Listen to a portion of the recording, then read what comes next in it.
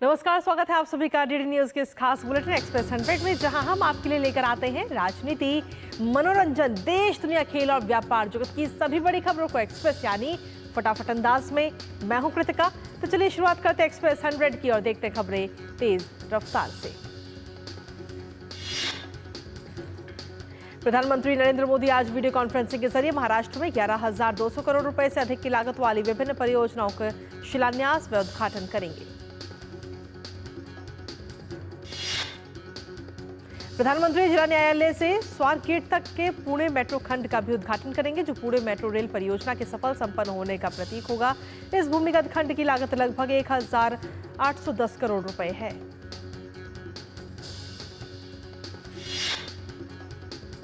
इसके साथ ही प्रधानमंत्री पुणे मेट्रो फेज 1 के स्वारगेट से कटराज एक्सटेंशन की आधारशिला भी रखेंगे। इस पर करीब 2,955 करोड़ रुपए की लागत आएगी। प्रधानमंत्री भारत सरकार के राष्ट्रीय औद्योगिक गलियारा विकास कार्यक्रम के तहत 7,855 एकड़ क्षेत्र को कवर करने वाली एक परिवर्तनकारी परियोजना बिडकेन औद्योगिक क्षेत्र को राष्ट्र को समर्पित करेंगे।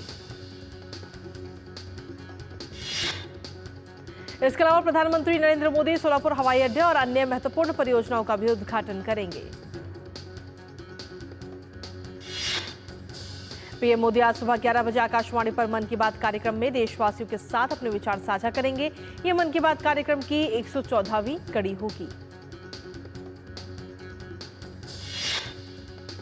मन की बात कार्यक्रम को आकाशवाणी और दूरदर्शन के सभी नेटवर्क पर प्रसारित किया जाएगा। हिंदी प्रसारण के तुरंत बाद आकाशवाणी क्षेत्रीय भाषाओं में भी इसे प्रसारित करेगा। जम्मू कश्मीर में विधानसभा चुनाव के तीसरे और अंतिम चरण के लिए आज प्रचार का अंतिम दिन है। Bhajpa, Congress, national conference, PDP समेत सभी दलों ने चुनाव प्रचार में अपनी ताकत झोंक दी है। तीसरे चरण में 1 अक्टूबर को 40 सीटों पर मतदान होगा। अधिकतर सीटें जम्मू संभाग की हैं। अकेले जम्मू जिले में 11, सांबा में 3, कठुआ में 5 और उधमपुर में 4 सीटें हैं। चुनाव के बाद मतगणना 8 अक्टूबर को होगी। केंद्रीय गृह मंत्री अमित शाह एक बार फिर से हरियाणा की चुनावी रणभूमि पर गरजेंगे। अमित शाह हरियाणा की 3 विधानसभा क्षेत्रों में विभिन्न जनसभाओं को संबोधित करेंगे। सुबह 11:30 बजे हरियाणा के गुड़गांव के बादशाहपुर विधानसभा क्षेत्र के धोरका गांव में अमित शाह पहली चुनावी रैली को संबोधित करेंगे। इसके बाद अमित शाह दोपहर 1:30 बजे महेंद्रगढ़ के नांगल चौधरी विधानसभा क्षेत्र के अनाज मंडी में जन आशीर्वाद रैली करेंगे। करनाल के इंद्री विधानसभा क्षेत्र के जय हनुमान स्टेडियम कुंजपुरा में दोपहर 3:30 बजे अमित शाह तीसरी जनसभा भाजपा के लिए जनता से वोट मांगेंगे। केंद्रीय रक्षा मंत्री राजनाथ सिंह जम्मू कश्मीर के गुरेज विधानसभा क्षेत्र में एक जनसभा को संबोधित करेंगे और भाजपा के लिए जनता से विधानसभा चुनाव में वोट डालने की अपील करेंगे।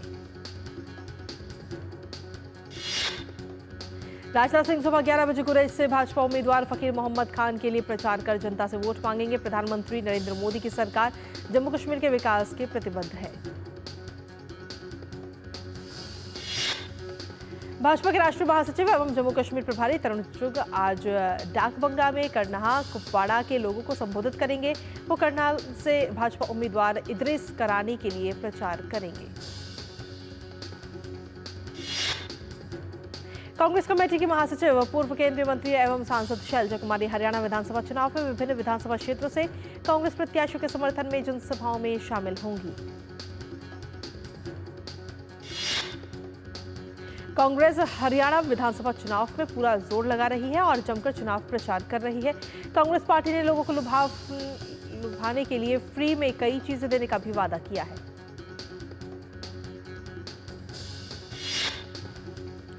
कांग्रेस पार्टी के विभिन्न प्रत्याशी आज कालका, साढौरा, जगाधरी, अंबाला छावनी और पंचकुला में चुनाव प्रचार करेंगे। विदेश मंत्री एस जयशंकर ने संयुक्त राष्ट्र महासभा में 79वें सत्र को संबोधित करते हुए पाकिस्तान को जमकर लताड़ लगाई। उन्होंने कहा कि पड़ोसी मुल्क के साथ केवल एक ही मुद्दा सुलझाया जाना है और वो है पाकिस्तान द्वारा अवैध रूप से कब्जाए गए भारतीय क्षेत्र को खाली कराना। विदेश मंत्री डॉक्टर एस जयशंकर ने संयुक्त राष्ट्र महासभा के 79वें सत्र से इतर अल्जीरिया के अपने समकक्ष अहमद इत्ताफ के साथ मुलाकात की। दोनों देशों के बीच दीर्घकालिक साझेदारी को आगे बढ़ाने पर चर्चा हुई। विदेश मंत्री डॉक्टर एस जयशंकर ने मैक्सिको के विदेश मंत्री एलिसिया बार्सेरा के साथ मुलाकात की। दोनों देशों के बीच द्विपक्षीय संबंधों को मजबूत करने और मैत्रीपूर्ण संबंधों को विस्तार देने पर जोर दिया गया। उत्तर प्रदेश के मुख्यमंत्री योगी आदित्यनाथ गोरखपुर में पेप्सिको कंपनी गोरखपुर यूनिट का लोकार्पण करेंगे। अत्याधुनिक बॉटलिंग प्लांट में पेप्सी की बॉटलिंग के साथ ही फ्रूट जूस के साथ डेयरी प्रोडक्ट्स का उत्पादन भी हो रहा है। यहां क्रीम बेल ब्रांड की आइसक्रीम तैयार होगी, जो यूपी ही नहीं बिहार और आसपास के प्रदेशों तक जाएगी। बॉटलिंग प्लांट करीब 1100 करोड़ रुपए के निवेश से तैयार हुआ है। इस प्लांट में आइसक्रीम, दूध, दही, मक्खन के साथ ही शुद्ध घी का भी उत्पादन होगा। प्लांट में एनर्जी ड्रिंक के साथ ही फ्रूट जूस का भी उत्पादन किया जाएगा। गीरा की यह मेगा यूनिट है। शेयर मार्केट में लिस्टेड कंपनी की इस यूनिट में 1500 से 2000 लोगों को प्रत्यक्ष रोजगार मिला है। मुख्यमंत्री योगी आदित्यनाथ गीता वाटिका में हनुमान प्रसाद पोद्दार की जयंती पर आयोजित कार्यक्रम में भी शामिल होंगे।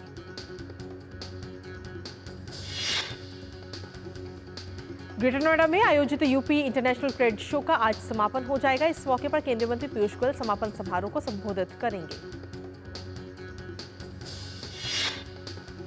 इससे पहले 25 सितंबर को India expo centre and mart greater Noida में इंटरनेशनल ट्रेड शो का शुभारंभ हुआ था। इंटरनेशनल ट्रेड शो में प्रदेश के सभी 75 जीआई टैग वाले उत्पादों ने अपनी दमदार उपस्थिति दर्ज कराई। इन उत्पादों में 58 हस्तशिल्प और 17 कृषि एवं खाद्य उत्पाद शामिल हैं। इसमें काशी के समृद्ध हैंडीक्राफ्ट की विरासत और हस्तशिल्पियों के हुनर वाले 23 जीआई टैग वाले उत्पादों ने खूब सुर्खियां बटोरी। केंद्रीय अल्पसंख्यक कार्य एवं संसदीय कार्य मंत्री किरेन रिजिजू ने विश्व हृदय दिवस पर इंडिया गेट से भारत मंडपम तक 3 किलोमीटर मैराथन को हरी झंडी दिखाकर रवाना किया। दिल्ली के भारत मंडपम में नेशनल गौरव अवार्ड 2024 समारोह का आयोजन किया गया। शिक्षा, चिकित्सा, सामाजिक सेवा समेत पत्रकारिता के क्षेत्र में ये पुरस्कार प्रदान किए गए। कार्यक्रम में डीडी न्यूज के एंकर असीम मिश्रा को भी पत्रकारिता के क्षेत्र में नेशनल गौरव अवार्ड से सम्मानित किया गया। तमिलनाडु के युवा मामले व खेल मंत्री उदयनिधि स्टालिन आज राज्य के उप मुख्यमंत्री के रूप में शपथ लेंगे। राजभवन में आयोजित समारोह में राज्यपाल आर.एन. रफी शाम 3:30 बजे उदयनिधि स्टालिन को पद की शपथ दिलाएंगे। सेंथिल बालाजी भी दूसरी बार राज्य मंत्री के रूप में शपथ लेंगे। डॉक्टर गोवी और आर राजेंद्रन और एस.एम. नासर को कैबिनेट में शामिल किया जाएगा। इस मामले पर भाजपा प्रवक्ता शहजाद पूनावाला ने इंडी गठबंधन पर सीधा निशाना साधा। उन्होंने कहा कि इंडी गठबंधन में 2 ही पिलर हैं, एक परिवार और दूसरा भ्रष्टाचार। उदयनिधि स्टालिन को तमिलनाडु का डिप्टी सीएम बनाए जाने पर भाजपा नेता तमिलसाई सुंदरराजन ने निशाना साधा है। उन्होंने कहा कि यह तमिलनाडु में लोकतंत्र को दरकिनार कर वंशवाद को बढ़ावा देने जैसा है। तमिलसाई सुंदरराजन ने कहा कि हाल ही में मुख्यमंत्री ने डीएमके की वर्षगांठ मनाई और अपने नेताओं को मजबूर किया कि उदयनिधि को उप मुख्यमंत्री बनाया जाना चाहिए। गुजरात के द्वारका से करीब 6 किलोमीटर दूर हाईवे पर 4 वाहनों के बीच कल शाम भीषण हादसा टक्कर हो गई, जिसके कारण 7 लोगों की मौत हो गई, 12 से ज्यादा लोग घायल हैं। बचाव के लिए मौके पर पहुंची बड़ौदा एनडीआरएफ टीम का कहना है कि जो लोग घायल हुए हैं उन्हें द्वारका सिविल अस्पताल में भर्ती करवाया गया।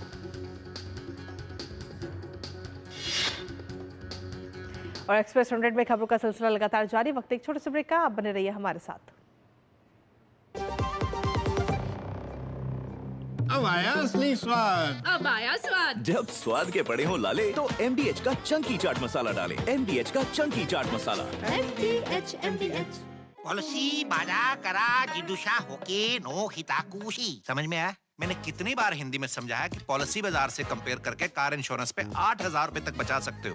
पर कुछ लोगों को अभी तक समझ नहीं आया, तो मैंने सोचा जापानी में समझा देता हूँ। सायोनारा। सुरक्षा की गारंटी हर चीज में जरूरी है, चाहे वो मुश्किल स्टंट हो या अच्छी फसल। इसीलिए ले आइए IIL के ट्रैक्टर ब्रांड का शिनबा, जो देता है सुंडी और ट्रिप से सुरक्षा की गारंटी। एक ऐसा तबका जो रिटायरमेंट के बारे में आज भी बिल्कुल नहीं सोचता, वो है औरतें। औरतें कमा के भी वल्नरेबल हैं। सो NPS एक इक्वालिटी ला रहा है, हम सब एक बराबर प्लेटफॉर्म पे हैं। अपने बेहतर कल को सुनिश्चित करने के लिए NPS जरूरी है। बेटियां घर की रौनक हैं। बेटियां घर संवारती हैं। बेटियां पीढ़ियां सजाती हैं।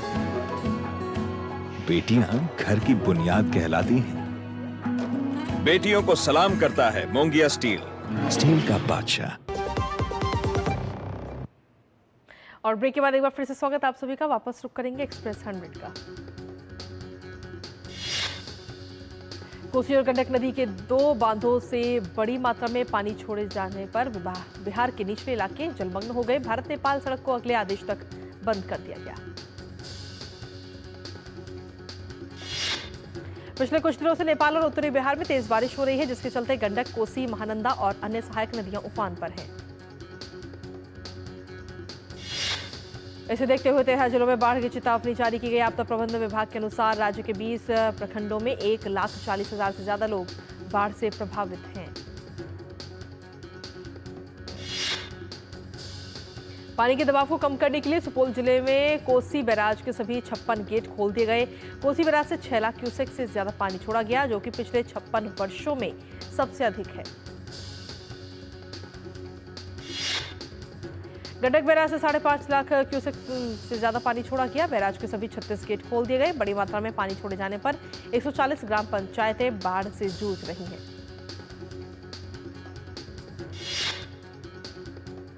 नेपाल में लगातार हो रही मूसलाधार बारिश और भूस्खलन के कारण मरने वालों की संख्या बढ़कर 112 हो चुकी है, तो वहीं बाढ़ से बड़ी संख्या में लोग प्रभावित हुए हैं।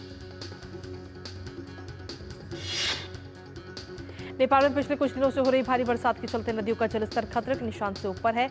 अरुण, दूधकोशी, सुनकोशी, बागमती, नारायणी तीनों और बाणगंगा और उनकी सहायक नदियां भी इनमें शामिल हैं। नेपाल के बाढ़ग्रस्त इलाकों में राहत एवं बचाव अभियान जारी है। लोगों को सुरक्षित स्थानों पर स्थानांतरित किया जा रहा है। मौसम विभाग के अनुसार दिल्ली NCR से मानसून अब वापस जा चुका है। आसमान में धूप खिल चुकी है। यहाँ मानसून की बारिश की अब संभावना नहीं है। मौसम विभाग की माने तो आने वाले दिनों में दिल्ली NCR का तापमान 2 डिग्री तक बढ़ने वाला है। हालांकि गर्मी वैसे भी नहीं पड़ेगी।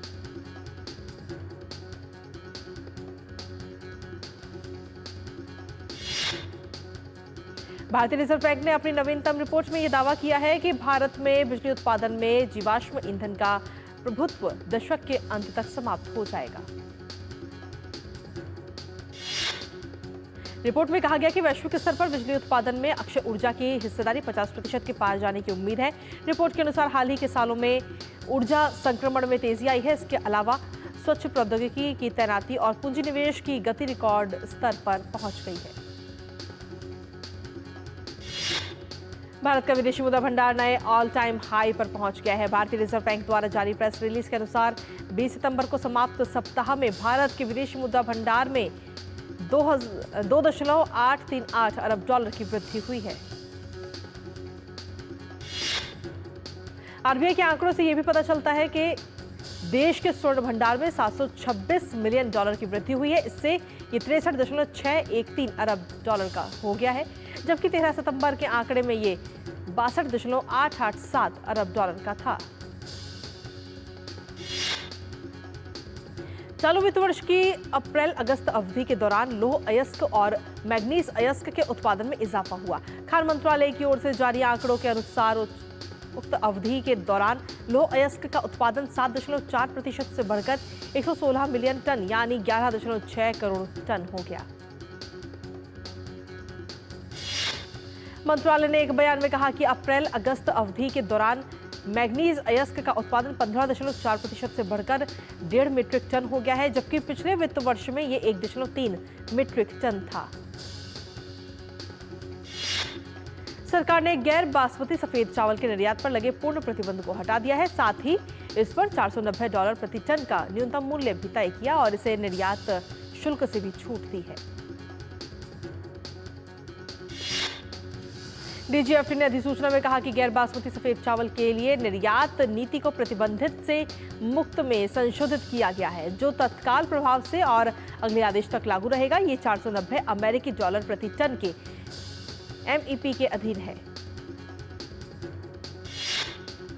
सार्वजनिक क्षेत्र के आरईसी लिमिटेड ने नवीकरणीय ऊर्जा परियोजनाओं को समर्थन देने के लिए हरित बॉन्ड के जरिए $50 करोड़ जुटाए। मूल ब्रांड के तहत डेयरी उत्पाद बेचने वाली गुजरात सहकारी दुग्ध विपणन संघ लिमिटेड ने कहा कि बेहतर बिक्री के चलते बीते वित्त वर्ष 2023-24 में उसका कारोबार 8% से बढ़कर 59,445 करोड़ रुपए हो गया। विवादों में घिरी ओपन एआई कंपनी की मुख्य प्रौद्योगिकी अधिकारी मीरा मोराती ने इस्तीफा दे दिया। साथ ही कंपनी के 2 अन्य वरिष्ठ व्यक्तियों बॉब मैकग्रे और बेरेट जोफ को भी निकाला गया। विदेश मंत्री एस जयशंकर ने संयुक्त राष्ट्र महासभा के 79वें सत्र को संबोधित करते हुए संयुक्त राष्ट्र में सुधार का आह्वान किया। उन्होंने कहा कि ये अनाक्रोनिटिक्स नहीं रह सकता। एस जयशंकर ने पाकिस्तान को भी जमकर लताड़ लगाई। उन्होंने कहा कि पड़ोसी मुल्क के साथ केवल एक ही मुद्दा सुलझाया जाना है और वो है पाकिस्तान द्वारा अवैध रूप से कब्जाए गए भारतीय क्षेत्रों को खाली कराने का मामला। हिजबुल्लाह प्रमुख हसन नसरुल्लाह के मारे जाने की पुष्टि के बाद इजराइल के प्रधानमंत्री बेंजामिन नेतन्याहू ने कहा कि हिजबुल्लाह नेता की हत्या इजराइल के लिए अपने युद्ध लक्ष्यों को प्राप्त करने के लिए एक आवश्यक शर्त थी। नेतन्याहू ने इसे एक ऐतिहासिक मोड़ बताते हुए कहा कि ये मध्य पूर्व में शक्ति संतुलन को बदल देगा। साथ ही उन्होंने कहा कि नसरुल्लाह की मौत से 7 अक्टूबर के दौरान हमास द्वारा पकड़े गए बंधकों की वापसी को आसान बनाने में भी मदद मिलेगी। संयुक्त राष्ट्र महासचिव एंटोनियो गुटेरेस ने मध्य पूर्व में बढ़ती हिंसा पर चिंता व्यक्त की। उन्होंने सभी पक्षों से तुरंत हिंसा रोकने का आग्रह किया है।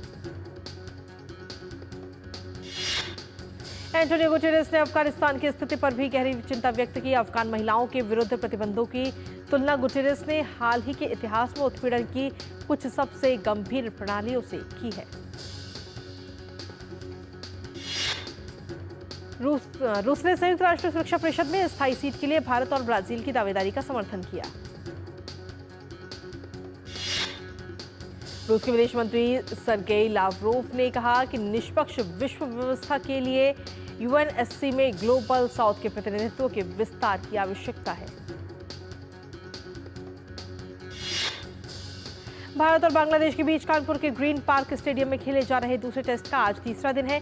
बारिश से प्रभावित इस टेस्ट में पहले 2 दिन में केवल 35 ओवर का ही खेल हो सका। भारतीय क्रिकेट कंट्रोल बोर्ड ने बांग्लादेश के खिलाफ 3 मैचों की T20 सीरीज के लिए भारतीय टीम का ऐलान कर दिया। भारतीय टीम इस सीरीज में सूर्य कुमार यादव की अगुवाई में उतरेगी। इस सीरीज के लिए शुभमन गिल और यशस्वी जायसवाल को आराम दिया गया, तो वहीं तेज गेंदबाज मयंक यादव और नीतीश कुमार रेड्डी को पहली बार भारतीय टीम में शामिल किया गया। आईपीएल 2025 के मेगा नीलामी से पहले संचालन परिषद की बैठक में रिटेंशन सहित कई अन्य मुद्दों पर निर्णय लिया गया। फ्रेंचाइजी को अधिकतम 6 खिलाड़ियों को रिटेन करने की अनुमति दी गई है। भारत के स्टार टेनिस खिलाड़ी रोहन बोपन्ना और क्रोएशिया के उनके जोड़ीदार इवान डोडिग को चीन ओपन के पहले दौर में हार का सामना करना पड़ा। बोपन्ना और डोडिग की जोड़ी को फ्रांसिस्को और निकोलस जेरी की जोड़ी ने शिकस्त दी। विश्व के नंबर 1 टेनिस खिलाड़ी यानिक सिनर ने चाइना ओपन के क्वार्टर फाइनल में अपना स्थान बना लिया। सिनर अंतिम 16 के मुकाबले में रोमन सफीउलिन को 3-6, 6-2, 6-3 से शिकस्त दी। रूस के डेनियल मेदवेदेव ने क्वार्टर फाइनल में अपनी जगह बना ली है। उन्होंने फ्रांस के एड्रियन मनारिनो को सीधे सेट में 7-6, 6-2 से हराने में सफलता पाई। महिला वर्ग में अमेरिकी ओपन चैंपियन आर्यना सबालेका भी चीन ओपन में आसान जीत हासिल की। सबालेका ने थाईलैंड की क्वालिफायर मंचिया सवांगकेव पर 6-4, 6-1 से जीत दर्ज की। भारतीय रोमांचक सेमीफाइनल मुकाबले में शनिवार को चैंगली मिथांग स्टेडियम में नेपाल को 4-2 से हराकर 2024 सेफ अंडर 17 फुटबॉल चैंपियनशिप के फाइनल में अपनी जगह बनाई। इंग्लिश प्रीमियर लीग में गत चैंपियन मैनचेस्टर सिटी को ड्रॉ से संतोष करना पड़ा। मैन सिटी और न्यूकैसल यूनाइटेड के बीच खेला गया मुकाबला 1-1 से बराबर रहा। प्रीमियर लीग के ही एक अन्य मुकाबले में लिवरपूल ने वॉल्वरहैम्पटन वंडर्स को 2-1 से शिकस्त दी। लिवरपूल के लिए सलाह ने 61वें मिनट में पेनल्टी के जरिए विजयी गोल किया।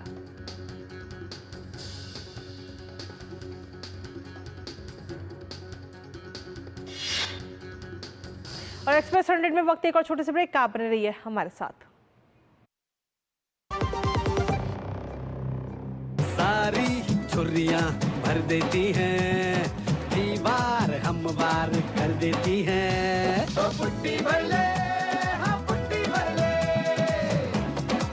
वंडर वॉल पुट्टी दे एक परफेक्ट फिनिश। बात जब पीढ़ियों के लिए बनने वाले घर की हो तो जिम्मेदारी बड़ी हो जाती है। गैलेंट समझता है ये जिम्मेदारी। अब डबल एम रिब्स के साथ गैलेंट एडवांस TMT रीबार, निर्माण का रियल हीरो। काट! सुरक्षा की गारंटी हर चीज में जरूरी है, चाहे वो मुश्किल स्टंट हो या अच्छी फसल। इसीलिए ले आइए IIL के ट्रैक्टर ब्रांड का शिनबा, जो देता है सुंडी और ट्रिप से सुरक्षा की गारंटी। बेटियां घर की रौनक हैं। बेटियां घर संवारती हैं। बेटियां पीढ़ियां सजाती हैं। बेटियां घर की बुनियाद कहलाती हैं। बेटियों को सलाम करता है मोंगिया स्टील। स्टील का बादशाह। दादी के हाथों का जादू और खुशबू से महकता घर। MDH गरम मसाला, असली मसालों से भरा हूँ मैं, क्योंकि हर रिश्ता है स्वाद से जुड़ा। और ब्रेक के बाद एक बार फिर से स्वागत है आप सभी का वापस रोक एक्सप्रेस 100 का। जीत के साथ लिवरपूल ने प्रीमियर लीग में शीर्ष स्थान हासिल कर लिया। दूसरे स्थान पर मौजूद मैन सिटी से लिवरपूल ने 1 अंक की बढ़त बना ली है। एक अन्य मुकाबले में आर्सेनल ने लेस्टर सिटी को 4-2 से हराने में सफलता पाई। आर्सेनल की तरफ से दोनों हाफ में 2-2 गोल किए गए। चेल्सी ने ब्राइटन को 4-2 से हराकर लीग में चौथा स्थान हासिल किया। चेल्सी की तरफ से कोल पाल्मर ने पहले हाफ में 4 गोल किए। ला लीगा में बार्सिलोना के जीत का सिलसिला समाप्त हो गया है। ओसासुना ने बार्सिलोना को 4-2 से शिकस्त दी। इस सत्र में बार्सिलोना की ला लीगा में ये पहली हार। डायरेक्टर अनुभव सिन्हा ने series IC 814 the Kandahar hijack पर रिएक्शन दिया। उन्होंने कहा कि कंट्रोवर्सी के लिए वो खुद को जिम्मेदार नहीं मानते। तब्बू 12 साल बाद ड्यून द प्रोफेसी के साथ हॉलीवुड में शानदार वापसी कर रही है, जो ड्यून सीरीज की प्रीक्वल है। नेहा धूपिया मिस्र के फिल्म निर्माता अली एल अरबी द्वारा निर्देशित एक पारिवारिक ड्रामा में एक महत्वपूर्ण वैश्विक प्रभाव डालने के लिए तैयार है। 11 अक्टूबर को अमिताभ के जन्मदिन विशेष के मौके पर कौन बनेगा करोड़पति 16 के मंच पर अभिनेता आमिर खान और उनके बेटे जुनैद खान एक साथ शिरकत करने वाले हैं। कैटरीना कैफ ने हाल ही में अपने पैनकेक पार्टनर सनी कौशल को जन्मदिन की बधाई देते हुए एक प्यारा सा नोट पोस्ट करते हुए देवर की तारीफ की। अभिनेता रोनित रॉय ने निर्माता वाशु भगनानी के साथ कभी काम ना करने की कसम खाई। उन्होंने बकाया राशि का भुगतान करवाने के लिए किए गए संघर्षों का ब्यौरा दिया। बॉलीवुड फिल्म इंडस्ट्री के मशहूर प्रोडक्शन डिजाइनर रजत पोद्दार का 53 साल की उम्र में निधन हो गया। शुक्रवार को लंदन में उन्हें दिल का दौरा पड़ा। खतरों के खिलाड़ी 14 को आज अपना विजेता मिल जाएगा, तो वहीं फिनाले में आलिया भट्ट स्पेशल गेस्ट होंगी। वेदांग रैना भी फिनाले एपिसोड का हिस्सा होंगे। जूनियर NTR की देवरा पार्ट 1 ने बॉक्स ऑफिस पर धमाल मचा दिया है। रिलीज के दूसरे दिन ही इस मूवी ने इंडियन बॉक्स ऑफिस पर 100 करोड़ से ज्यादा की कमाई कर ली है। फिल्म स्त्री 2 ने रिलीज के 45वें दिन 1.49 करोड़ रुपए की कमाई की। इस तरह फिल्म का अब तक का कुल कलेक्शन 584.99 करोड़ रुपए हो गया। ब्लॉकबस्टर फिल्म कल की 2898 AD Busan international film festival के 29वें संस्करण में प्रदर्शित होने के लिए चुनी गई। Animated film Ramayana the legend of prince Rama 18 October 2024 को भारतीय सिनेमाघरों में रिलीज होने के लिए तैयार। ये फिल्म 4 भाषा हिंदी, अंग्रेजी, तमिल और तेलुगु में रिलीज होगी। लड़कियों की शिक्षा और महिला सशक्तिकरण पर आधारित film Ayushmati Gita matric pass का ट्रेलर हुआ जारी। ये फिल्म 18 अक्टूबर 2024 को रिलीज होगी। अक्षय कुमार और राधिका मदान की फिल्म सरफिरा OTT पर दस्तक देने जा रही है। ये फिल्म 11 अक्टूबर के दिन डिज्नी प्लस हॉटस्टार पर रिलीज की जाएगी। सोनी लिव की सीरीज मानवत मर्डर्स 4 अक्टूबर के दिन रिलीज होगी। इस फिल्म में आशुतोष गोवारिकर और साई हैं। और the fabulous lives of Bollywood vibes का 3रा सीजन भी अक्टूबर में रिलीज होने जा रहा है। ये शो 18 अक्टूबर के दिन नेटफ्लिक्स पर आएगा। और वही खबरों की दुनिया से लगातार जुड़े रहने के लिए अब आप डीडी न्यूज की तमाम खबरों और अपडेट्स को यूट्यूब, फेसबुक, ट्विटर, इंस्टाग्राम और हमारी वेबसाइट पर भी देख सकते हैं। और ये सभी उपलब्ध हैं। आप इन्हें फॉलो और सब्सक्राइब कर सकते हैं। और इसी के साथ फिलहाल एक्सप्रेस न्यूज में इतना ही। मुझे और हमारी टीम को दीजिए अनुमति। नमस्कार।